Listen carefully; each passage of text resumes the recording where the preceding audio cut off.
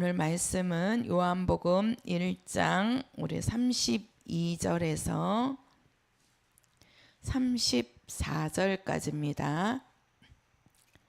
요한복음 1장 32절에서 34절까지 똑같이 한 목소리로 읽겠습니다. 시작.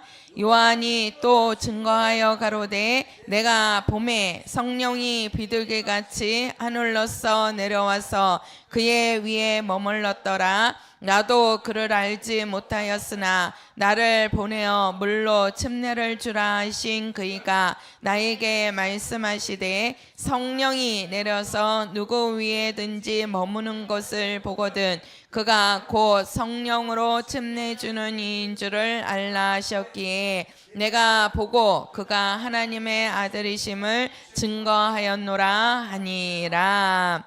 아멘.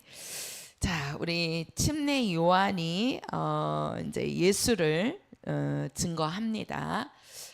예수를 증거하는데 우리가 이제 저번 시간에 우리가 29절에 가서 보면 이제 그 요한이 예수께서 자기에게 나오심을 보고 뭐라고 그러죠? 이는 세상 죄를 지고 가는 하나님의 어린 양이로다. 자, 그 요한에게 예수님께서 나오시는 것을 보고 이는 세상 죄를 지고 가는 하나님의 누구다? 어린 양이다. 자, 어린 양이라는 것은 하나님께서 받으시는 희생 제물, 희생 양이라고 말씀을 드렸어요. 그렇죠? 예, 하나님이 받으시는 희생 제물, 그거를 하나님의 어린 양이다. 이렇게 말씀을 드렸고, 이제 요한이 그렇게 예수님이 나오심을 보고 이는 세상 죄를 지고 가는 하나님의 어린 양이구나 라고 증거하고, 그 다음에 이제 그 요한이 그 예수님에게 침례를 줍니다. 그죠? 침례를 주는데 그 침례를 줄 때, 예수님이 침례를 받을 때 그 위에 누가 임하셨다고요? 예, 성령이 내렸다 그랬어요. 그렇죠?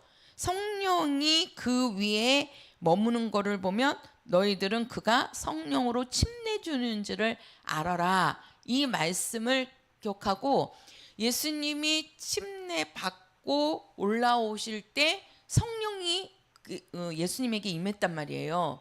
그러니까 그때 침례 요한이 증거하는 것이 뭐냐면 예수는 누구시다? 그렇죠. 하나님의 아들이시다. 지금 침례 요한이 두 가지를 증거합니다. 예수가 누구냐면 하나님의 어린 양이라는 것과 또 예수는 하나님의 아들이심을 증거합니다. 하나님의 아들이심을. 그러면 자, 우리가 이제 그 성령에 대한 부분인데, 자, 우리가요 그 이렇게 보면 우리가 이제 예수님께서 지금 침례 요한에게 침례를 받고 올라오시면서 누가 임하셨다 그랬죠? 성령이 임하셨다고 그랬습니다. 그러면은 예수가 누구시냐? 예수님은 원래 어떤 분이시죠? 예수는 하나님의 아들인데 하나님의 어디에 계셨던 분이에요? 하나님 품에 계셨던 분이십니다. 하나님 품에. 그러면서 하나님 품에 계신 독생하신 하나님, 그분이 누구시라는 거죠? 하나님. 그죠? 하나님 품에 계신 하나님이시라는 거죠. 그죠? 예. 그리고 영원 전부터 누구와? 그렇지요. 아버지와 하나님과 함께 계신 하나님이라고 아버지와. 예. 자, 누구와 함께 계셨어요? 아버지와 길다 너무. 함께 계신 누구예요? 하나님. 그죠? 하나님. 그러면서 예수는 누구냐? 하나님의 누구라고 그러죠? 하나님의 아들인데 하나님의 형상이라고 말씀하시죠. 하나님의 형상. 우리가 창세기에 보면, 자, 예수는 하나님 품에 계신 그분이 곧 누구십니까? 하나님이십니다. 영원전부터 하나님과 함께 계셨던, 아버지와 함께 계셨던 하나님이시란 말이에요. 근데 그분은 누구라는 거죠? 하나님의 형상이라는 거죠. 그러면 우리 사람은, 잘 보세요. 사람은 누굽니까? 우리 사람은 하나님의 뭐라고 그랬죠? 하나님의, 우리 창세기에 보면 하나님의, 그렇죠, 형상의 모양. 자, 하나님의 형상이 누구시라고요? 예수. 그죠? 자, 하나님의 형상은 예수이신데 우리는 그 예수의 모양으로 만들어진 게 누구예요? 사람입니다. 사람이에요. 그래서 하나님께서 우리 사람을 하나님의 형상의 모양으로 만드신 것은 하나님이 우리 사람을 하나님의 일에 쓰시려고 그릇으로 만든 거예요. 그릇으로. 쉽게 말해서 이제 하나님이, 우리가 그릇이 왜 필요합니까? 쓰려고 그릇을 만드는 거잖아요. 그러니까 하나님의 종으로, 그래서 사람을 우리는 뭐라고 그러냐면 종이라고 그랬단 말이에요. 하나님의 종이다. 우리는 하나님의 형상의 모양이라고 하지만 우리는 이 말을 종의 형체를 입었다라고 해요. 종의 형체. 하나님의 종이라는 거죠. 쉽게 말해서 하나님의 일꾼으로, 하나님의 그릇으로 쓰기 위해서 하나님이 사람을 만드셨다는 겁니다. 만드셨다는 거예요. 그래서 우리는 그거를 종의 형체라고 그래요. 종의 형체. 근데 우리 사람은 어디로부터 나오냐면 하나님의 형상으로부터 나온 겁니다. 원래 우리는 종의 형체란 말이에요. 그러니까 종의 형체라는 것은 아무것도 보잘것없는 사람이라는 거예요. 그런데 어디에서 나왔어요? 하나님의 형상으로부터 나왔다는 거죠. 하나님의 형상으로부터. 그런데 예수님은 하나님의 형상이신데 그분이 이 땅에 오실 때는 종의 형체를 입고 오셨다는 거예요. 종의 형체를 입고. 자, 빌립보서 2장 가서 보세요. 빌립보서 2장. 자, 빌립보서 2장 7절입니다. 2장 7절. 자, 빌립보서 2장 7절 같이 읽겠습니다. 시작. 오히려 자기를 비워 종의 형체를 가져 사람들과 같이 되었고. 자, 예수님이 이 땅에 오실 때 종의 형체를 갖고 오셨다는 거죠. 그렇죠? 근데 그분은 누구시냐? 6절에 가서 보면 그는 근본 하나님의 본체시나 하나님과 동등됨을 취할 것으로 여기지 아니하시고. 그러니까 자 보세요. 하나님의 형상은 예수이십니다. 우리는 하나님의 형상의 모양으로 만들었어요. 그래서 사람은 원래 사람이 종의 형체란 말이에요. 사람이. 예수님은 하나님의 형상이시고, 근데 이 땅에 올 때는 반대가 된 거예요.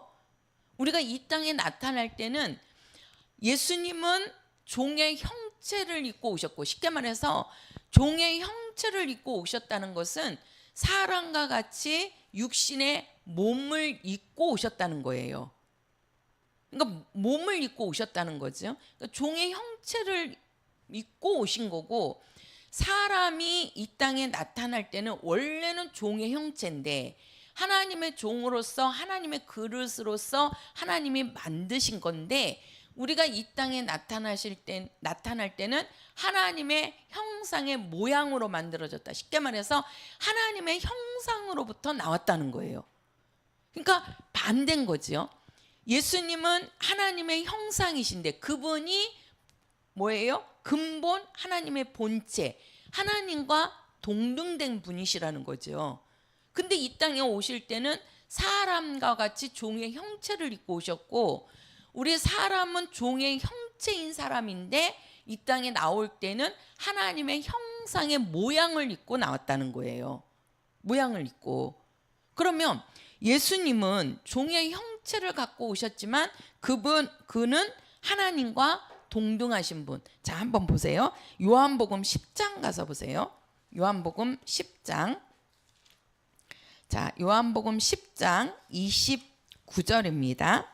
10장 29절. 자, 같이 읽겠습니다. 29절 30절 시작.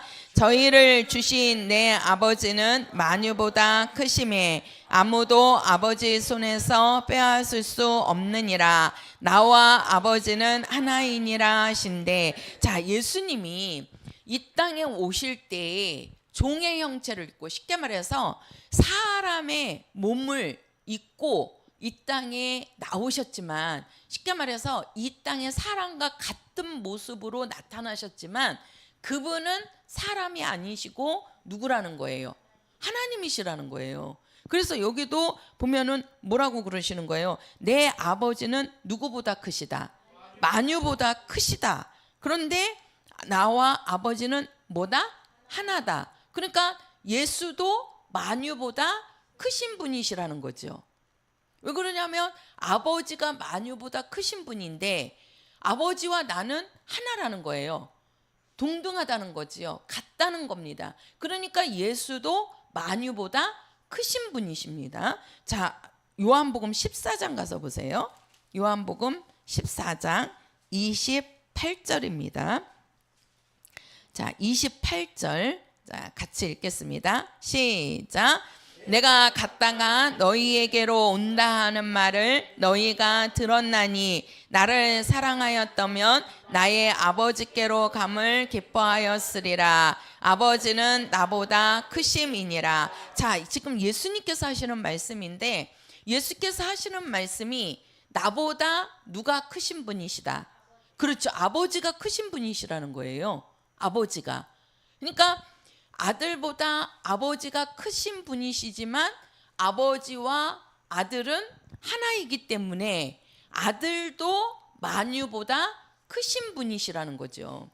쉽게 말해서 이 땅에 예수님이 오실 때 우리 사람의 이 육체의 이 몸이요, 종의 형체란 말이에요. 그러니까 이 육체는 우리가 이 땅에서 근 100년을 살지만 우리가 100년 살면서 이 육체는요 진짜 아무것도 아니라는 거를 우리가 가면 갈수록 느낍니다. 그죠? 뭐 어린애들은 뭐 그런 거 잘 모르지만 우리가 나이 드신 분들은 하나하나 살아가면서 이 육체가 진짜 아무것도 아니고 정말 질그릇이고 언제 어떻게 깨질지 모르는 그런 것이 우리 육체라는 것을 우리는 많이 느끼잖아요. 또 우리 주변에서 보면 그냥 건강하게 살아계신 분인데 그냥 갑자기 돌아가셨다고 연락이 오고, 이렇게 또 뭐 나이 드신 분들만 뿐만이 아니고 젊은 애들도 갑자기 죽는 아이들이 있고, 또 병에 걸려서 또는 사고로 인해서 오늘도 우리나라에서 사고로 인하여 아니면 병으로 인하여 오늘도 죽어가는 사람이 있을 겁니다. 그런 거를 어떻게 할 수 있냐면 우리가 화장터를 보면은요 진짜 화장터를 날짜 잡기가 힘들다고 그래요. 화장터 날짜 잡기가 힘들다는 거는 뭡니까? 매일같이 죽는 사람이 있다는 것이죠. 그러니까 죽는 사람이 매일같이 있다는 얘기는 육체는 그렇게 떠나간다는 겁니다. 육체는 그것이 앞에 나에게 아직 안 왔을 뿐이지 우리도 언젠가는 우리 육체도 그렇게 가는 겁니다. 그래서 이 육체는요 아무것도 아닌 거라는 거예요. 그러니까 티끌과 같고 먼지와 같고 언제 어떻게 이 육체는 뭐 사라질지 알 수 없는, 그게 바로 뭐냐면 종의 형체란 말이에요. 아무것도 보잘것없는 그런 몸인데 예수님이 이 땅에 오실 때에 그러한 종의 형체를 갖고 나타나셨다 할지라도 그분은 뭐예요? 만유보다 크신 분이시라는 거죠. 하나님과 어떤 분이시다? 동등하신 분이시라는 겁니다. 근데 예수님이 이 땅에 오셔서 그런 분이 하나님의 일을 하실 때 예수께서 혼자 모든 일을 하신 것이 아니고 예수님은 뭡니까? 홀로 주관하지 않고 그분의 모든 삶은 성령이 함께하는 삶이었다는 거예요. 그래서 우리가 예수님이 이 땅에 잉태될 때도 성령으로 잉태되었다라고 말씀하죠. 성령으로 잉태됐습니다. 예수님께서 침례를 받으시고 공생애를 시작하시는데 그 침례를 받으실 때 누가 임하시죠? 성령이 임하십니다. 그리고 예수님께서 공생애를 딱 사실 때 그 침례 받고 딱 이제 올라오시니까 성령이 임하시고 또 예수님이 40일을 금식하니까 성령이 광야로 예수님을 몰아내십니다. 몰아내셔요. 그리고 예수님이 3년 반 동안 하나님의 일을 하시는데 그게 이제 공생애란 말이에요. 공적인 삶을 사실 때 아버지 일을 하실 때에도 성령으로 일을 하십니다. 성령의 도움으로. 또 예수님이 죽고 부활하실 때도 자 한번 우리가 성경을 한번 보실까요? 로마서 8장 가서 보세요. 로마서 8장. 자, 로마서 8장 11절입니다. 8장 11절. 자, 11절 같이 읽겠습니다. 시작.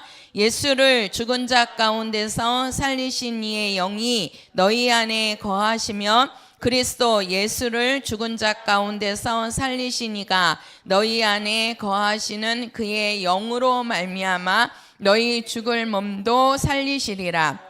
자 보세요.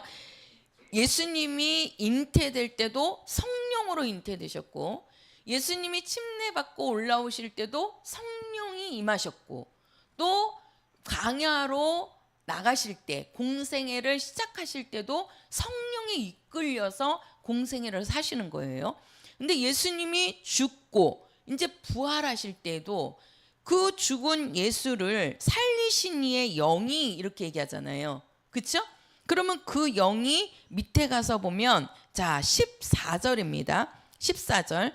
무릇 하나님의 영으로 인도함을 받는 그들은 곧 하나님의 아들이라. 너희는 다시 무서워하는 종의 영을 받지 아니하였고 양자의 영을 받았으므로 아바 아버지라 부르짖느니라. 성령이 친히 우리 영으로 더불어 우리가 하나님의 자녀인 것을 증거하시나니. 자, 우리는 양자의 영을 받았다. 곧 하나님의 영을 받아야 되는데 그 하나님의 영이 누구이시다? 성령이시라는 겁니다. 근데 우리가 그 9절에 가서 보면 몇 절이에요? 거기 11절에 가서 보면 예수가 죽은 자 가운데서 살리신 이의 영이 이렇게 얘기하잖아요. 그러니까 예수님이 십자가에서 죽으시고 그분이 살아나시는 것도 누가 살리신다는 거예요? 성령이 살리셨다는 거예요. 성령이. 그러니까 예수님이 잉태되면서부터 십자가에 죽으시고 부활해서 하늘나라로 승천하실 때까지 누가 함께 하셨다는 거예요? 성령이 함께 하셨다는 거예요. 성령이. 그러니까 예수님은 만유보다 크신 분이시지만 혼자 일하신 것이 아니고 바로 뭡니까? 성령과 함께 일하셨다는 거예요. 그래서 우리가 삼위 하나님 이렇게 얘기하는데요. 삼위 하나님 요거를 자 우리가 삼위 하나님 그러는데 우리가 하나님 그러면 누가 계시죠? 아버지가 계십니다. 아버지. 그리고 우리가 아들. 그다음에 누가 계시죠? 성령. 삼위라는 거예요. 삼위. 우리가 이제 삼위. 위는 각각이라는 거예요. 위는. 그래서 아버지의 위치가 있고 아들의 위치가 있고 성령의 위치가 있다는 거예요. 그러면 이 아버지는 어떠한 분이시냐? 이분은 뭘 정하신 분이에요? 뜻을 정하신 분. 뜻을 정하신 분이에요. 그러면 아들은 아버지께서 뜻을 정하신 것을 어떻게 하신 분이에요? 그렇지요. 뭐 하신 분이에요? 성취하신 분, 이루신 분. 그죠? 성취하신 분. 그러니까 아버지의 뜻을 뭐 하신 분이라는 거예요? 이루신 분이라는 거예요. 이 땅에 오셔서 아버지의 뜻을 다 이루셨잖아요. 그러면은 성령은 누구시냐? 성령은 이 땅에 우리 안에 오셔서 누구의 일을? 예수의 일을 돕는 분이 성령이십니다. 그러면 예수의 일이 뭐냐? 이게 아버지의 뜻이잖아요. 그죠? 그러니까 성령이 예수의 일을 돕는 분이라는 것은 성령의 일도 아버지의 뜻을 이루시는 거죠. 그죠?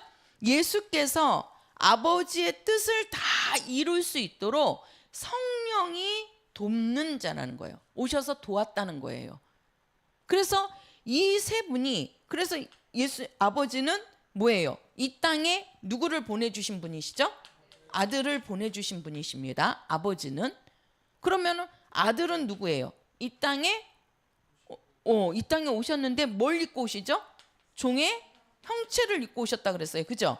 종의 형체. 그러니까 종의 형체라는 얘기는 뭘 입고 오셨다는 거예요? 육신, 몸이 되어서 오셨다는 거예요. 사람과 같이 오셨다는 거예요. 사람과 같이. 사람의 모습으로 오셨다는 거예요.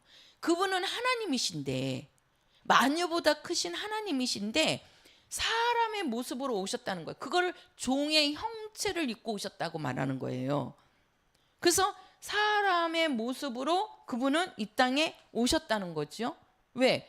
그 종의 형체로 와야지만 그분이 뭐 하시니까? 죽으실 수 있고 죽어야지만 누구의 뜻을 이룰 수 있어요? 아버지의 뜻을 이룰 수 있기 때문에. 그래서 종의 형체를 입고 이 땅에 오신 분, 그분이 누구냐면 그분이 아들이십니다. 아들이에요. 그러면 성령은 누구시냐? 성령은 오셔가지고, 이 성령은 어디에 오시는 거죠? 그렇죠. 우리 안에 오시는 겁니다. 우리 안에. 근데 우리 안에 오셔서 그분은 예수의 하시는 일을 도우면서 그분은 뭐예요? 예수의 뭘 만드는 거예요? 증인이 되게 하는 겁니다. 증인이 되게 하는 거예요. 이게 각각의 위치는, 하는 일은 각각이 다르죠. 그러나 이 분이 세 분이 아니고 뭐다?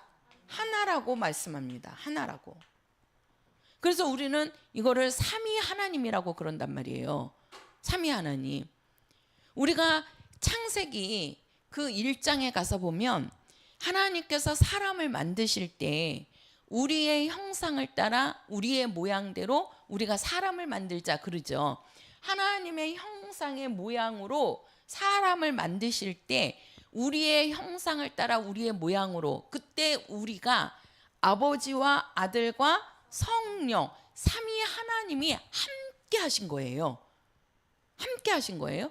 그러면은 자, 마태복음 3장 가서 보세요. 마태복음 3장. 자, 마태복음 3장입니다. 자, 3장. 자, 어디를 보시냐면 17절입니다. 3장 17절. 자, 같이 읽겠습니다. 시작. 하늘로서 소리가 있어 말씀하시되 이는 내 사랑하는 아들이요 내 기뻐하는 자니 신이라. 자, 여기도 보면은 지금 예수님께서 요한으로부터 침례를 받으시는데 자, 보세요. 예수님께서는 지금 침례를 받으셔요. 그죠? 그런데 예수님이 침례 받고 올라오시니까 그 16절에 가서 보면 하나님의 성령이 비둘기 같이 내렸다 그랬어요. 그렇죠? 자, 예수님이 침례를 받는데 성령이 비둘기 같이 내리고 하늘에서는 하나님 아버지의 소리가 나오는데, 음성이 들리는데 이는 내 사랑하는 아들이요 내 기뻐하는 자라. 그러니까 예수님이 침례 받으실 때 삼위 하나님이 함께 하신 거예요. 그죠? 보면은 보세요. 예수님이 침례를 받고 계시죠? 거기에 성령이 임하시지요? 그리고 아버지의 소리가 들립니다. 하나님 아버지의 음성이 들리는 거예요. 침례받고 올라오시는 그 예수님에게 그 성령이 함께 하시고 아버지가 함께 하시는 거지요.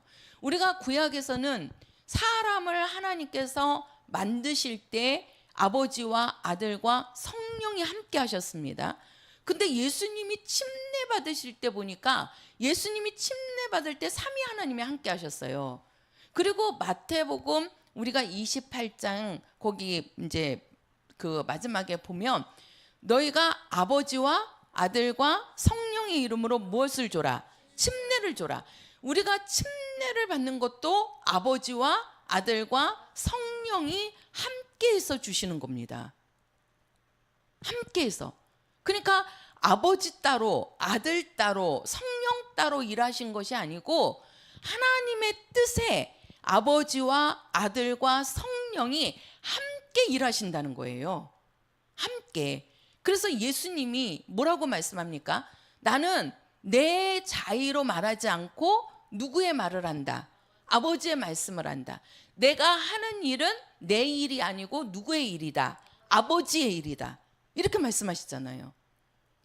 그러니까 뭡니까? 예수님이 하시는 말씀이나 예수님이 하시는 모든 일들은 아버지의 일이고 그 일을 예수님께서 이루시고 그 일을 이루시게끔 누가 도우신다?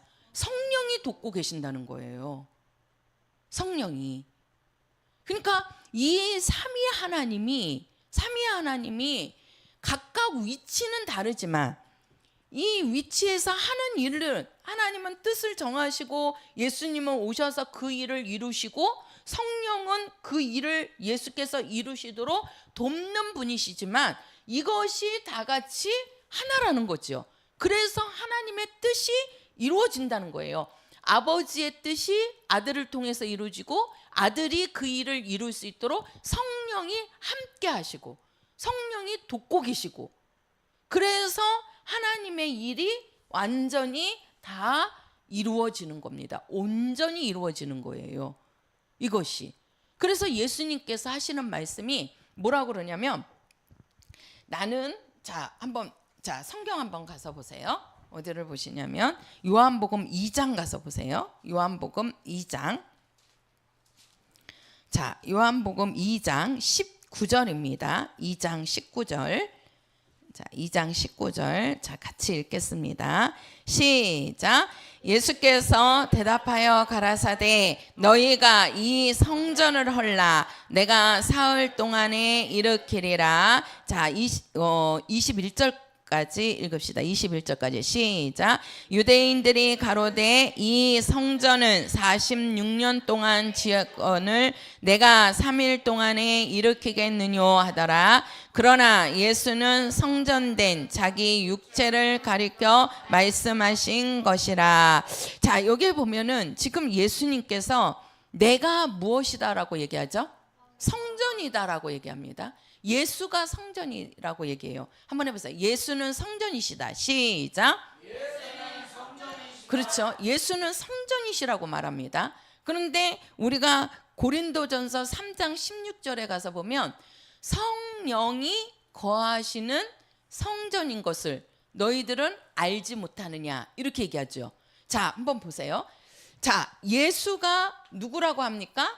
성전이라고 합니다. 예수가 성전. 자, 우리를 보고도 성령이 거하시는 자를 뭐라고 얘기하죠? 성전이라고 합니다. 똑같이 성전이라고 하는데 이게 같은 의미는 아니에요. 쉽게 말해서 자, 예수님은 본인이 성전이라고 그랬어요. 내가 성전이다. 그러니까 너희들은 예루살렘 성전을 뭐하라? 헐라 그랬어요. 내가 며칠 만에 다시 그렇죠. 사흘 만에 다시 내가 일으키리라 이렇게 말씀하잖아요. 근데 그 예루살렘 성전이 몇 년 동안에 지어졌어요? 예, 46년 동안 지어진 성전이에요. 그런데 그 성전을 헐으라는 거예요. 그러면 내가 사흘 후에 내가 다시 일으키리라, 다시 지으리라 이렇게 얘기한단 말이에요. 그러니까 사람들은 이해를 못했어요. 46년 동안 지어진 예루살렘 성전을 무너뜨리고 어떻게 3일 만에 짓겠느냐는 거예요. 근데 그것은 예수님의 육체를 가리킴이니라 이렇게 말씀하잖아요. 그러니까 예수님 본인이 뭐라는 겁니까? 성전이라는 겁니다. 자 보세요. 예수님 본인이 성전이라는 거예요. 이 말은 예수님은 바로 뭡니까?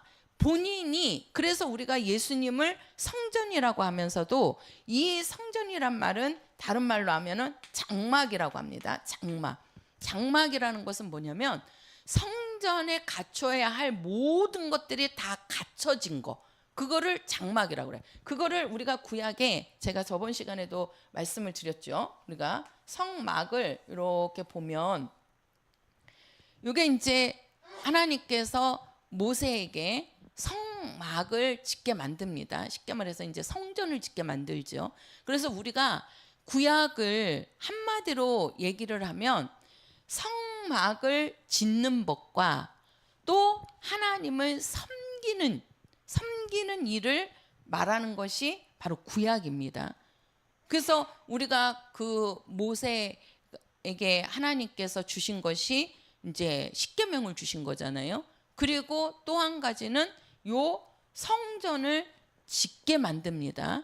모세를 통해서 짓는 법을 가르쳐 준단 말이에요. 그래서 구약을 성전 짓는 거, 또 그 성전 안에서 하나님을 섬기는 법을 알려준 것이 요게 구약이에요. 구약이에요. 그러면 우리가 이 성막을 보면 우리가 이제 여기가 문이고요. 여기 이제 들어가면 뭐가 있다 그랬죠? 번제단이 있다 그랬어요. 그렇죠? 번제단이. 그리고 어떻게 하죠? 물두멍이 있어요. 그죠? 물두멍이 있어요. 그리고 이제 그 안에 들어가면 이렇게 방이 있는 겁니다. 방이. 그래가지고 여기 들어가는 첫 번째 방이 뭐예요? 성소. 그 다음에 여기가 뭐예요? 지성소입니다. 지성소예요. 자, 우리가 요 번제단과 물두멍이 있는 거를 뜰이라고 그래요. 뜰. 이 뜰 안에는 요 번제단과 물두멍이 있는 거예요. 그러면 이 번제단에서는 무슨 일을 한다 그랬죠? 양을 잡는다 그랬어요. 그죠? 양을 잡는다. 그 양을 왜 잡죠? 예? 왜 피를 흘려야 되죠? 죄를 사해 달라고. 그죠? 죄를 사해 달라고 피를 갖고 가서 뿌리는 거잖아요. 왜? 피에는 뭐가 있다? 생명이 있다. 살릴 수 있다는 거거든요. 죄 때문에 죽으니까 우리가 살기 위해서는 죄를 사함받아야 된다는 거죠. 근데 그 죄를 사함받기 위해서는 뭐가 있어야 된다? 피가 있어야 된다는 거예요. 피가 살리는 거예요. 피가. 그래서 피에는 생명이 있다라고 말씀하는 거예요. 그래서 여기서 양을 잡는 것은 뭐예요? 자기네들의 죄들을 씻으려고, 자기 죄를 씻으려고 양을 잡는 거란 말이에요. 그리고 양을 잡은 다음에 이제 이 물두멍에 가서는 어떻게 합니까? 손발을 깨끗이 씻는 겁니다. 손발을 씻는 거는 성결케 한다고 그랬잖아요. 요것이 어디에서 하는 거냐면 뜰에서 하는 거예요. 뜰에서. 그리고 이제 이제 손발을 깨끗이 씻은 그 제사장이 이제는 어떻게 갑니까? 어디로 들어가죠? 성소로 들어갑니다. 성소로. 그러면은 이 성소에는 우리가 성소에서 하는 일이 뭐냐면 하나님을 섬기는 일을 하는 거예요. 누가? 제사장들이. 그래서 제사장은 매일같이 들어간다 그랬잖아요. 매일같이 들어가 가지고 여기서 하나님을 섬기는 겁니다. 그 하나님을 섬기는 게 뭐예요? 가서 초의 등에 불이 꺼지지 않도록, 또 떡을 갈아주고, 또 향이 이렇게 계속 할 수 있게끔, 그게 바로 뭐냐면 섬기는 거란 말이에요. 그게요 다 의미하는 바가 있습니다. 등이 기름이 뜻하는 거. 그러니까 이 모세에게 하나님께서 이 성막을 짓게 할 때요, 이 성막의 모형이 성전이고 그 성전이 나중에 뭐가 되는 겁니까? 우리가 요한계시록에 가서 마지막 장에 가서 보면 뭐가 나오죠? 우리가 구약의 이 성막의 모습이 그대로 나타나요. 우리가 요한계시록 마지막 장 읽을 때 제가 그 설명을 아마 드렸을 거예요. 21장인가? 거기 보면은 지성소하면서 그 하늘나라도 지성소라고 얘기하면서 우리가 들어갈 지성소라고 하면서 거기에 이제 그 사방이 있고 또 12지파의 이름이 나오고 또 12보석이 나오고 다 나오잖아요. 요한계시록에. 그게 우리가 들어갈 하늘 성소라고 말씀하고 있죠. 하늘나라를 얘기한단 말이에요. 그러니까 처음에 모세에게 성막을 짓는 방법을 가르쳐주고 그게 요한계시록 마지막 얘기하면서 우리가 들어갈 하늘 성소다 이렇게 말씀한다고요. 그러니까 거기에 다 뜻하는 의미가 있단 말이에요. 그래서 우리가 이 성소에서 하는 일은 하나님을 섬기는 일입니다. 하나님을 섬기는 일이에요. 그리고 이제는 요 지성소에는 제사장이 못 들어간다 그랬죠. 대제사장만 1년에 한 번 들어간다 그랬어요. 그죠? 한 번. 근데 이 지성소에는 뭐가 있다 그랬어요? 법궤가 있다 그랬어요. 자, 우리가 법궤 안에는 뭐가 있냐? 하나님의 이름을 모신 곳입니다. 이 지성소 안에는 법궤가 있는데 그 법궤가 뭐냐? 하나님의 이름을 모신 거예요. 다른 말로 하면 하나님의 영이 머무는 장소. 거기가 바로 뭐냐면 법궤요. 그게 어디 안에 있어요? 지성소 안에 있는 겁니다. 근데 이 지성소는 또 어디 안에 있는 거예요? 이 성전 안에 있습니다. 성전 안에 있습니다. 지성소는 절대 성전 밖에 없습니다. 성전 안에 있는 것이 지성소예요. 그래서 우리는 뭡니까? 우리 사람을 성전이라고 하는 거는 지성소를 얘기하는 거예요. 지성소. 쉽게 말해서 뭡니까? 지성소는 어디 안에 있어야 된다고요? 성전 안에 있어야 된다니까요. 성전 밖에는 절대 지성소가 없어요. 지성소가. 그래서 그 지성소 안에는 하나님의 이름이 있는 곳, 하나님의 영이 머무는 곳. 그래서 하나님의 영이 어디 안에 오셨어요? 우리 안에 영 속에 오셨잖아요. 그래서 우리가 성전이 되는 거예요. 그래서 우리 사람을 성전이라고 하는 것은 요 지성소를 뜻하는 겁니다. 그 말은 다시 말하면 이 지성소는 성전 안에 있을 때 지성소가 되는 거예요. 그 말을 다시 얘기하면 뭡니까? 우리는 예수 안에 있을 때 성전이 되는 거예요. 예수 안에 있을 때. 예수 밖에 나가 있는 사람들은 절대 성전이 될 수가 없어요. 절대 성전이 될 수가 없어요. 그러니까 그 성전 안에 하나님의 영이 머무는 곳. 쉽게 말해서 하나님의 이름을 모신 곳이란 말이에요. 하나님의 이름을 모신 곳. 그러니까 뭐입니까? 우리가 영접하는 자, 요한복음 1장 12절에 영접하는 자, 곧 뭐를 믿는 자. 그렇죠. 그 이름을 믿는 자들에게는 하나님의 자녀가 된다는 거죠. 그 자녀된 자를 성령이 와서 지금 인치시잖아요. 로마서 8장에. 성령이 우리 안에 오시잖아요. 그 오신 자, 쉽게 말해서 성령을 모신 자가 바로 뭐가 되는 겁니까? 지성소가 되는 겁니다. 지성소가 되는 거예요. 쉽게 말해서 뭐가 되는 거예요? 성전이 되는 거란 말이에요. 성전이. 근데 예수님을 나는 성전이라고 할 때 너희들은 이 예루살렘 성전을 헐어라. 그러면 내가 사흘 후에 내가 다시 일으키리라, 세우리라. 이런 말씀은 예수님이 성전이라고 하는데 그 성전은 지성소를 말하는 게 아니고 이 성전 전체를 말하는 겁니다. 예수님이 나는 성전이라고 할 때는 모든 것을 갖춘 요 성전, 요것을 예수님은 성전이라고 하는 거예요. 성전이라고 하는 거예요. 그리고 우리를 성전이라고 하는 거는 그러니까 똑같지가 않죠. 우리는 성전이 되려면 어디 안에 있어야 돼요? 성전 안에 있어야 된다니까요. 이 지성소는 성전 밖에서는 지성소가 될 수가 없어요. 그 말을 다시 얘기하면 예수 안에 있지 않는 사람은 절대 성전이 될 수가 없는 거예요. 근데 예수님은 누구냐? 예수님은 본인 자체가 성전이시라니까요. 쉽게 말해서 요 성막이 이 성막의 모든 하나님께서 이렇게 지어라 할 때 그 모든 것을 갖춘 요 성막이 바로 누구를 뜻하는 거예요? 예수를 말하는 거라고요. 예수님이 성전이 되는 거라고요. 그리고 우리는 뭐예요? 예수 안에 있는 요 지성소, 요게 바로 이게 납니다. 이게 나란 말이에요. 그래서 우리는 예수 밖에 머물면 안 되는 거예요. 예수 안에 있어야 되는 겁니다. 이렇게 예수님은 내가 성전이다. 쉽게 말해서 내가 성전이라는 얘기는 그분은 하나님이시라는 거예요. 왜? 하나님의 영이 머무는 곳이, 하나님이 있는 머무는 곳이 성전인데, 자, 예수님은 성전이신데, 이렇게 성전이신 분, 또 삼위 하나님이 되신 분, 그분은 뭐예요? 삼위 하나님이 되신다는 거는 하나님과 동등하신 분, 쉽게 말해서 그분은 하나님이시라는 거예요. 예수는. 근데 종의 형체를 갖고 이 땅에 오셨다는 거죠.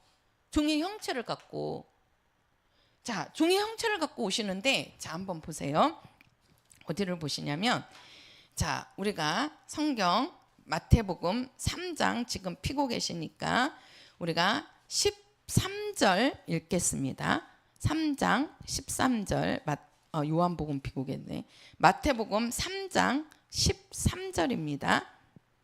3장 13절 자, 같이 읽겠습니다. 시작. 이때에 예수께서 갈릴리로서 요단강에 이르러 요한에게 침례를 받으려 하신대. 자, 여기 보면 이때에 이렇게 얘기하시잖아요. 그렇죠? 이때에. 그러니까 예수님은 성전이신데, 본 성전이시고, 우리는 지성소라서 바로 뭐예요? 예수 안에 있을 때만이 우리는 성전이 되는 겁니다. 근데 예수님은 이렇게 성전이시고 또 하나님이 동등하신, 만유보다 크신 그분이신데 종의 형체를 입고, 쉽게 말해서 사람의 모습으로 이 땅에 오셨어요. 그리고 오셔가지고 지금 요한으로부터 요단강에서 침례를 받으신단 말이에요. 침례를 받으셔요. 그리고 침례를 받으면서 뭐가 시작이 된다고요? 예수님은 하나님의 아들로서의 삶을 사시는 거예요. 공생애가 시작이 되는데, 지금 요 공생애가 13절에 이때에 이렇게 얘기하잖아요. 그때가 언제냐면은 바로 예수님이 바로 뭡니까? 30년 동안 사생활로 그 요셉의 아들로서 목수로서 살았잖아요. 30년 동안 그 일을 끝마치고 이제는 뭡니까? 하나님의 성령에 이끌려 갖고 이제는 누구로? 침례 받으러 가가지고 이제 공생애를 시작하는 때를 얘기하는 거란 말이에요. 그래서 제가 저번 시간에도 예수는 세상 죄를 지고 가는 하나님의 어린 양이다 할 때 그 어린 양은 뭐라고 그랬죠? 어린 양은 하나님이 성별시킨다 그랬죠. 처음에 어린 양을 택할 때 하나님께서 성별을 시켜, 쉽게 말해서 구별을 시킨단 말이에요. 많은 양들이 있는데 그 양들 중에 아주 흠없고 깨끗하고 일련된 순양 해가지고 구별을 시켜 놓는단 말이에요. 그리고 그거를 깨끗하게 보존을 하는 거예요. 보존을 했다가 언제 하나님께 바친다 그랬죠? 하나님이 정하신 때가 있다 그랬죠. 하나님이 정하신 때에 그 양을 하나님께서 희생 제물로 받으시는 겁니다. 그 하나님이 정한 때, 그때가 바로 이때에 이게 되는 거예요. 이때에. 그러니까 우리가 성경에 이때라는 말이 여러 번 나오거든요. 여러 번. 그러니까 그 이때라는 것은 하나님이 정하신 때라는 겁니다. 그냥 아무렇게나 되는 것이 아니고 뭐예요? 예수님이 이 땅에 하나님과 동등하신 분이시고 만유보다 크신 분이신데, 그분이 사람의 모습으로, 쉽게 말해서 종의 형체를 입고 이 땅에 오셨음에도 불구하고, 근데 종의 형체로 오실 때도 누구를 힘입어서 오셨어요? 성령으로 잉태되시잖아요. 성령으로 잉태되시고 성령으로 사람으로 예수님이 이 땅에 그 종의 형체로 오셨지만도 그분은 하나님의 정한 때가 아니니까 30년 동안 아무 일을 안 하신 거예요. 그냥 육신으로서 그 요셉의 아들로서 목수 일을 30년 동안 하셨다니까요. 그러니까 하나님이 정한 때가 안 되니까 그 예수도 기다리신 겁니다. 기다리셨다가 이제는 하나님이 정하신 때가 딱 되니까 이제는 예수님께서 요단강에 나와서 요한으로부터 침례 받으러 나오시는 겁니다. 나오시는 거예요. 그래서 어린 양은 분명히 구별을 시키고 그것을 성결케 하고, 쉽게 말해서 죄가 없어야 된다는 거죠. 깨끗해야 된다는 거죠. 예수님은 원래 사람으로 오시기 전부터 그분은 의로우신 분이시잖아요. 이 땅에 종의 형체를 입고 오셨지만 그분은 죄인이 아니고 의인이시잖아요. 죄 없는 하나님의 아들이시잖아요. 그분이 30년 동안 하나님의 아들로서 살지 않았어도 예수님은 의인이시고 예수님은 하나님의 아들이셨다고요. 근데 하나님이 정한 때가 아직 이르지 않았으니까 그분이 나타나지 않았고 그분이 하나님의 아버지의 일을 하지 않은 거예요. 정한 때가 있다는 거죠. 우리 성도들도 우리가 살아가면서 우리가 이제 기도를 합니다. 우리 성도들이 기도하시잖아요. 또 여러 가지 부분 갖고 합니다. 그럼 기도는 뭡니까? 우리가 하나님께 우리의 일을 맡기는 거잖아요. 그렇죠? 하나님의 도움을 구하는 겁니다. 그러면 우리가 하나님께 도움을 구했으면 이제는 그 일을 누가 해주시는 거예요? 하나님이 해주시는 거잖아요. 근데 하나님이 해주실 때는 하나님의 때가 있다니까요. 하나님의 때가 있다고요. 근데 그 때가 이를 때까지 우리는 어떻게 해야 됩니까? 기다려야 된다니까요. 예수님도 30년을 기다렸어요. 하나님의 때가 될 때까지 30년을 기다리셨다가 그 때가 되니까 이제 요한으로부터 침례받기 위해서 나오는 겁니다. 그러니까 지금 우리가 이 예수님의 공생애가 시작이 되는데 첫 번째가 뭐냐면은 요 마태복음 3장 13절 이때는 뭡니까? 30년 동안 하나님의 아들이면서도 하나님의 아들로 살지 않고 사생활을 산 거지요. 그 사생활을 끝마치고 이제 그 사생활 30년을 끝마치고 이제는 성령에게 이끌려서 침례 받으러 나오시는 겁니다. 그때가 이때라는 거예요. 그러면서 침례 받고 이제 올라오시니까 누가 임하셨어요? 성령이 임하셨죠. 자, 4장 17절 가서 보세요. 4장 17절 마태복음 같이 시작. 이때부터 예수께서 비로소 전파하여 가라사대 회개하라 천국이 가까웠다 하시니라. 자 보세요.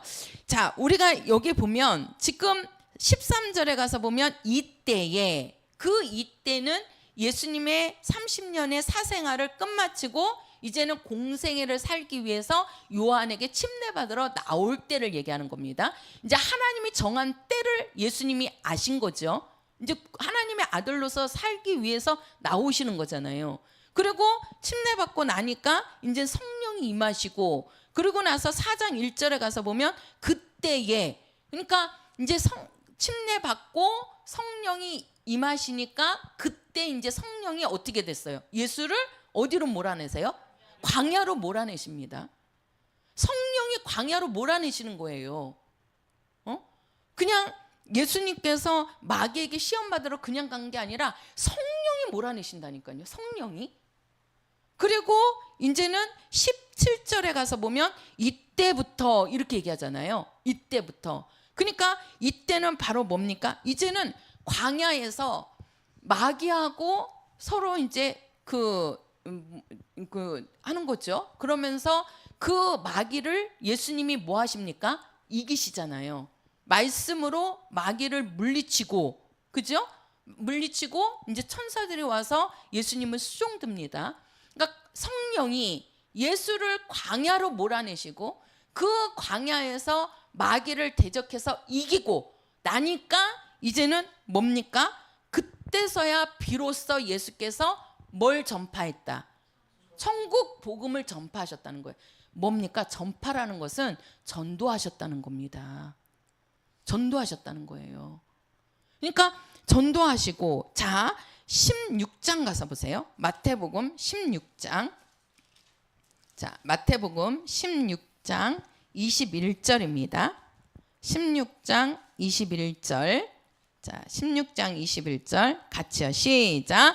이때로부터 예수 그리스도께서 자기가 예루살렘에 올라가 장로들과 대제사장들과 서기관들에게 많은 고난을 받고 죽임을 당하고 제3일에 살아나야 할 것을 제자들에게 비로소 가르치시니, 자, 비로소 예수님이 뭐 하셨다?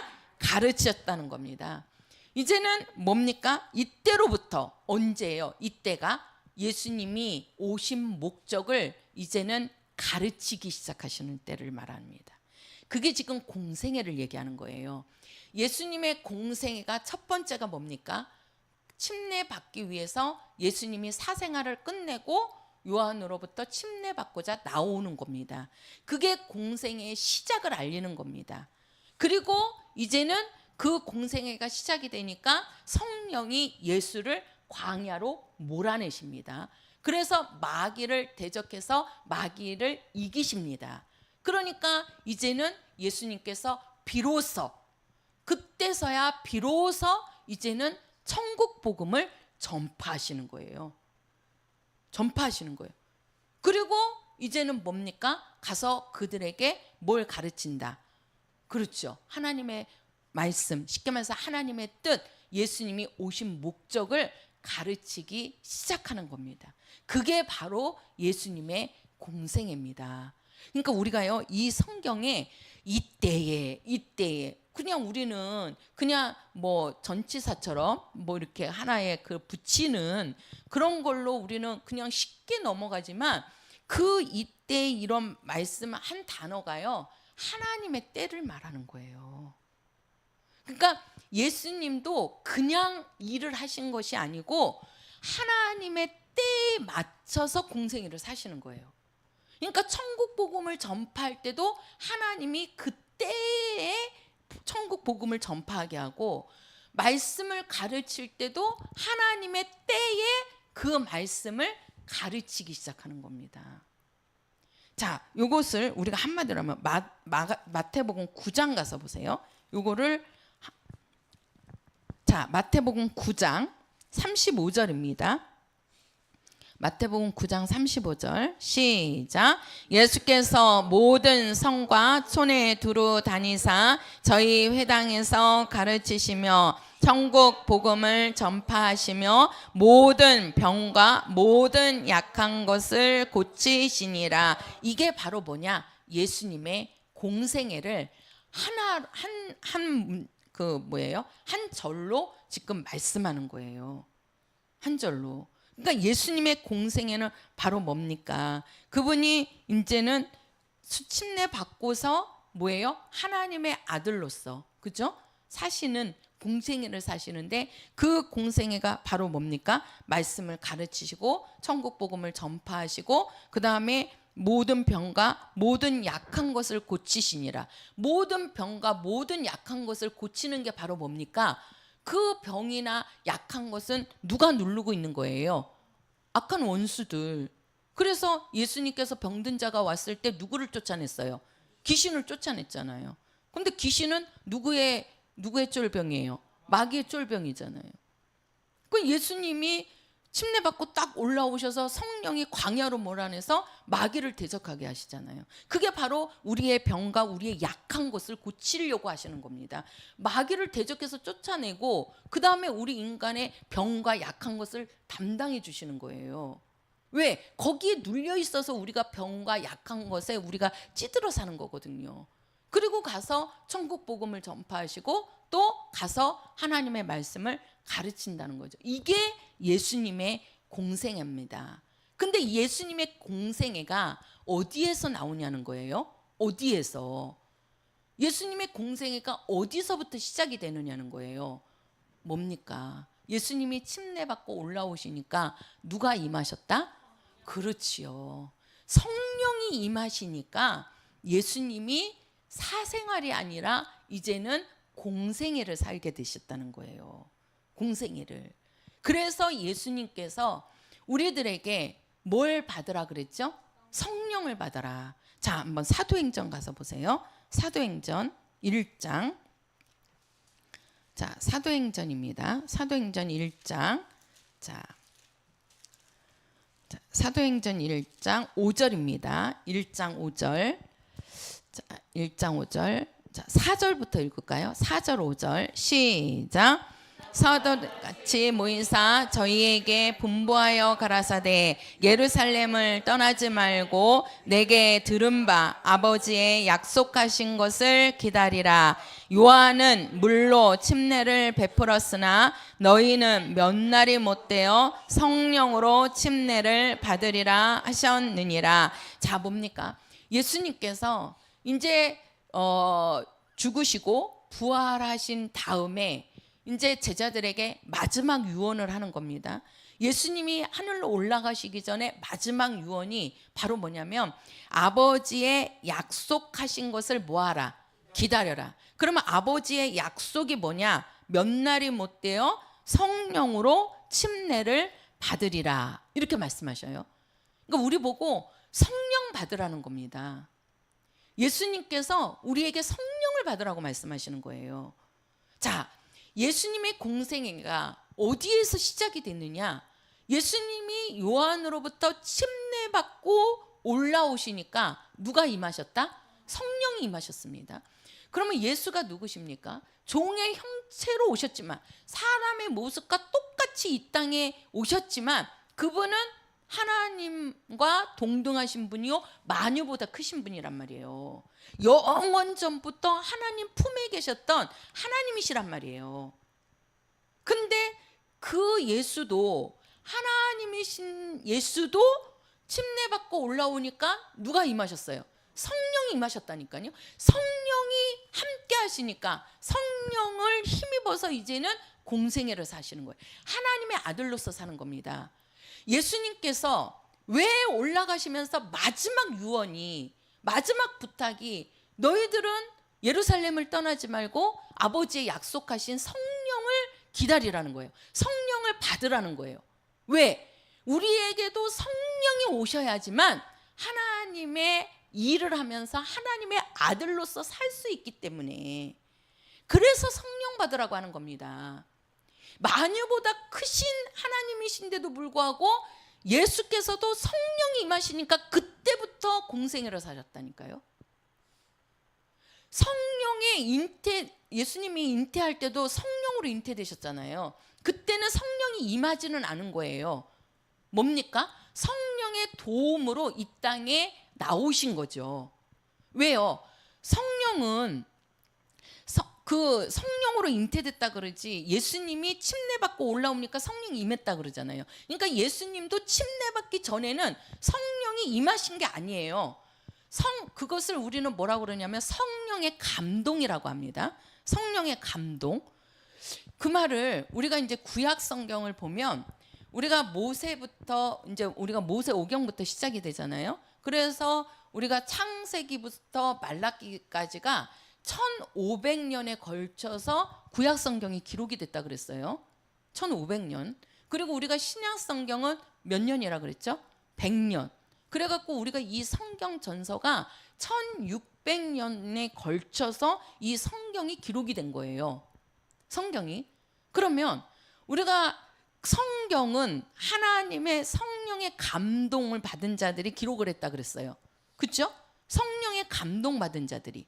자, 모세가 1500년 전에 모세가 성경을 기록했습니다. 성경을 기록했단 말이에요. 그러면 그때에 성령이 임하신 겁니까? 아니란 말이에요. 그것을 바로 뭐냐면은 성경에서는 성령의 감동을 받은 자들이 하나님께 말씀을 받아서 기록했다 이렇게 말씀한단 말이에요. 그러니까 성령의 감동입니다. 우리가 예수 믿는 것과 성령 받는 것을 어떤 사람들은 동일시하게 말씀을 합니다. 우리가 예수 믿는 것은 성령 받은 거야, 이렇게 말씀하는 분들이 있어요. 예수 믿는 것은 성령 받은 것이 아니고 예수 믿는 것은 성령의 감동으로 예수 믿는 겁니다.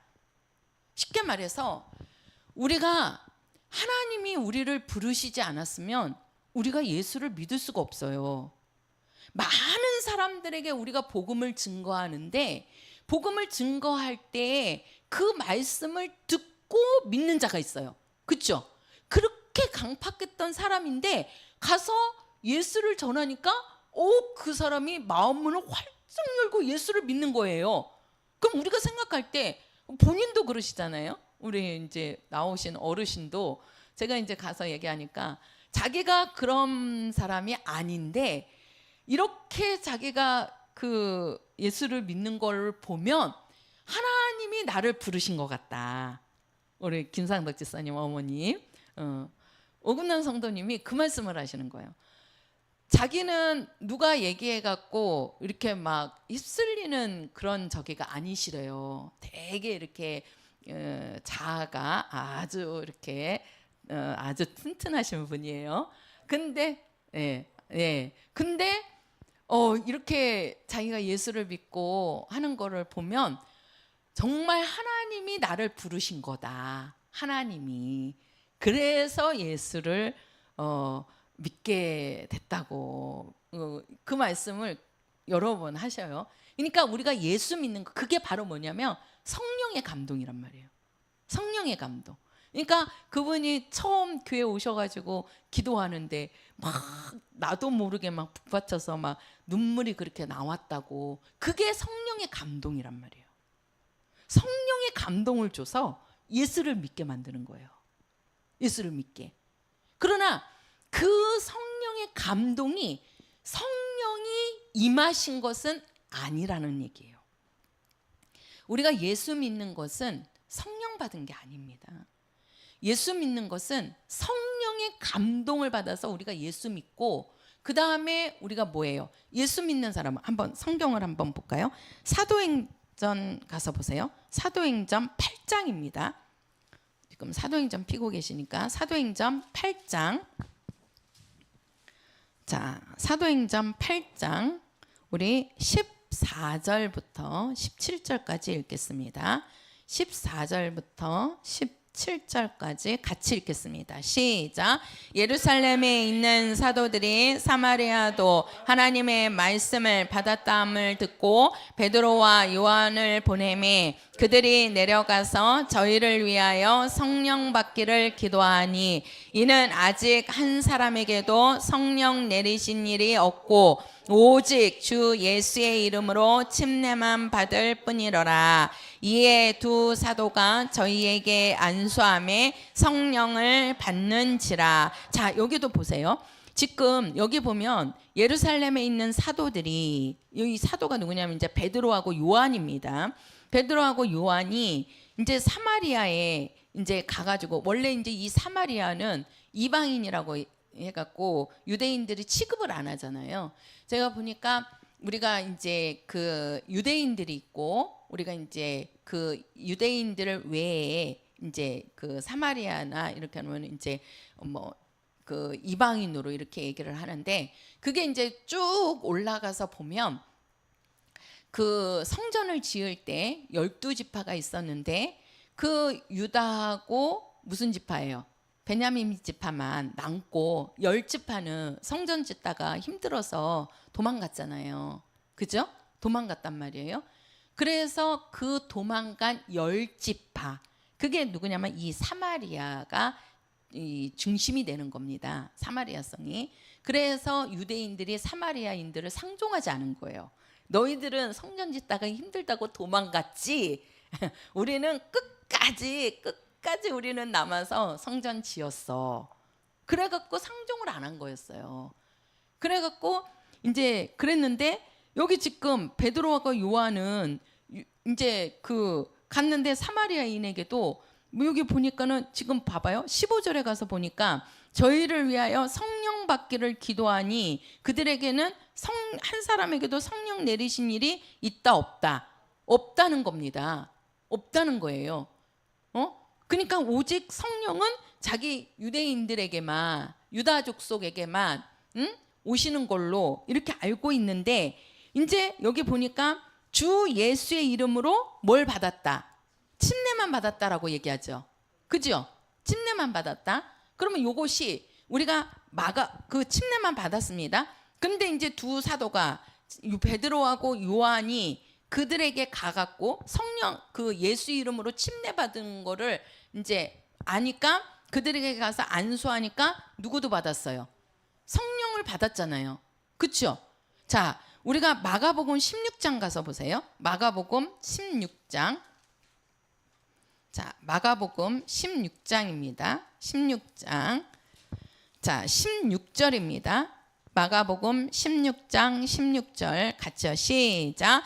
믿고 침례를 받는 사람은 구원을 얻을 것이요 믿지 않는 사람은 정죄를 받으리라. 자, 여기 보면 믿고 뭘 받는 사람은, 그렇지요, 침례를 받는 사람은 무엇을 얻는다? 구원을 얻는다. 자, 우리가 예수 믿는 것은 입으로 시인해갖고 구원에 이른다라고 말씀했습니다. 근데 네가 입으로 시인해서, 쉽게 말해서 네가 입으로 예수를 믿으면 네가 믿는 증거로 뭘 받아라? 침례 받으라는 거예요. 네가 정말 예수 믿느냐? 예수가 정말 너의 죄를 담당했고 예수가 정말 하나님의 아들이신 것을 믿어? 예, 믿어요. 그럼 침례 받아. 네가 믿는다는 증거가 뭐야? 침례 받는 거라는 거예요.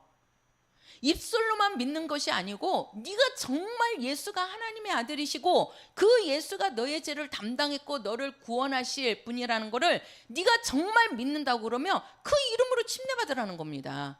그러니까 믿고 침례를 받는 자는 구원을 얻을 것이요 이렇게 말씀하는 거예요. 그러니까 먼저는 예수를 믿는 거죠. 그러니까 믿으니까, 그 믿는다는 거는 뭡니까? 예수 믿는다는 거는 내가 회개하고 제사함을 얻으라는 겁니다. 제사함을 얻으라는 거예요. 그러니까 우리가 예수 믿는 거는 뭐예요? 우리가 회개가 이루어져야 되는 거죠.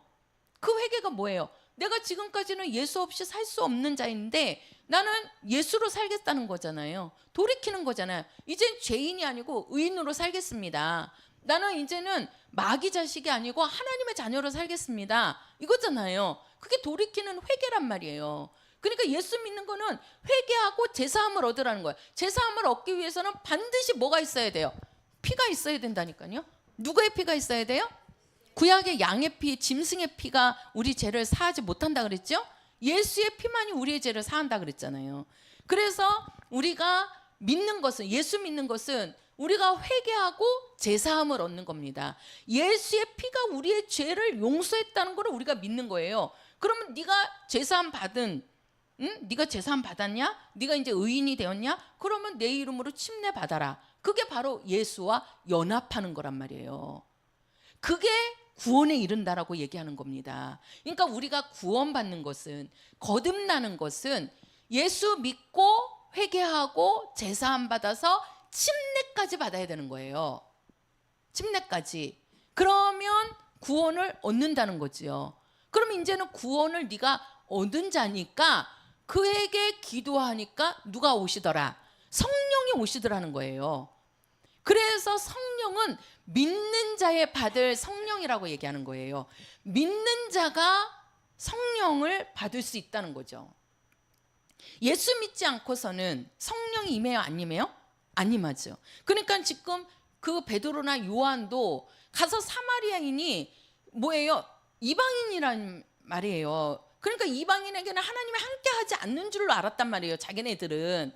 근데 그들이 예수 이름으로 뭘 받았다? 침례 받았다는 거예요. 침례를 받았다는 얘기는 그들이 예수를 믿는다는 거예요, 안 믿는다는 거예요? 믿는다는 뜻이죠. 예수를 믿으니까 예수 이름의 침례를 받은 거잖아요. 그죠? 그러니까 그들에게 가서 안수하니까 그들에게도 누가 임하셨어요? 성령이 임하신 거예요. 그러니까 깜짝 놀란 거예요. 아, 하나님께서 유대인들에게만 하나님이 함께 하시는 줄 알았더니 이방인에게도 하나님이 함께 하시는구나. 왜? 그들이 침례받고 성령 받는 것을 보니까, 그래서 이제 그들이 그때부터 이방인에게도 복음을 전파하기 시작한 겁니다. 복음을. 그러니까 하나님이 정한 때들이 있는 거예요. 하나님이 정한 때들이. 그냥 이방인에게 무조건 하나님이 구약 때부터 푼 게 아니잖아요. 그렇죠? 그러니까 이방인에게 복음이 전파된 거는 언제부터가 시작이 된 거예요? 예수님이 죽고 부활해서 하늘에 올라가서 누가 오신 다음부터, 성령이 임하신 다음부터 이방인에게 복음이 전파되기 시작한 겁니다. 왜? 성령이 아니고서는 예수의 증인이 될 수가 없어요. 우리가 지금 요한의 증거를 잘 보세요. 이것만 제가 설명하고 끝낼게요. 우리가 지금 요한의 증거입니다. 제가 요한의 증거를 갖고 저번 시간하고 이번 시간 얘기하는 거예요. 요한의 증거는 예수가 누구라는 겁니까? 하나님의 어린 양이라는 겁니다. 어린 양이라는 것은 희생양이라는 거예요. 죄를 짊어지실 희생양. 그게 어린 양입니다. 죄를 담당하시는 분이라는 거죠. 요거를 다른 말로 하면 그리스도라는 뜻입니다. 그리고 예수는 누구라는 거예요? 하나님의 아들. 요 두 가지를 증거하는 거예요. 누가? 요한이. 침례 요한이. 그러니까 이 침례 요한은 예수를 증거하는데, 이 증거를 여러 사람이 하는 게 아니라 누가 하는 거예요? 요한 혼자서 증거하는 겁니다. 요한 혼자서. 근데 이제 예수님께서 뭐라 그러냐면 우리를 보고 뭘 받아라? 성령을 받아라. 이렇게 말씀하셨어요. 성령을 받아라. 그러면 성령은 누구냐? 성령은 보혜사라고 하셨습니다. 보혜사. 보혜사라는 얘기는 뭐예요? 변호자라는 얘기예요. 변호자. 누구의 변호자? 예수의 변호자. 쉽게 말해서 예수의 변호자라는 거는 예수의 뭐가 되는 거예요? 증인. 증거자가 되는 거예요. 자, 침례 요한도 예수를 뭐 했어요? 증거했습니다. 증거했어요. 예수는 하나님의 어린 양이고 하나님의 아들이시라는 것을 증거했어요. 누구? 요한 혼자서. 요한 혼자서. 그런데 예수님께서 우리에게 너희들은 성령을 받아라 그랬어요. 성령을 받아라. 내가 떠나가는 것이 유익이다. 예수님께서 33년 반 정도, 30년은 사생활을 사셨고 3년 반 동안 하나님의 아들로서 공생애를 사시는데, 그 3년 반 동안 사시면서 내가 너희들을 떠나가는 것이 유익이다. 왜? 내가 가야지만 누가 오신다? 성령이 오신다. 예수님의 잉태부터 죽고 부활하실 때까지 다 누가 함께 하셨어요? 성령이 도우셨습니다. 성령이 도우셨어요. 예수님이 살아나신 것도 부활하신 것도 성령이 살리신 거라니까요. 성령이. 그러면은 예수님께서 내가 떠나가야지만 성령이 너희 속에 온다는 거예요. 우리 속에 오신다는 거예요. 우리 속에. 그러면은 그 성령이 오셔서 너희들은 뭐다? 보혜사라 그랬잖아요. 예수의 보혜사라는 거예요. 예수의 변호사라는 거예요. 누가? 성령이. 그래서 너희 안에 성령이 오시면 너희들도 땅끝까지, 사도행전 1장 8절이죠. 땅끝까지 내 뭐가 되리라? 증인이 되리라.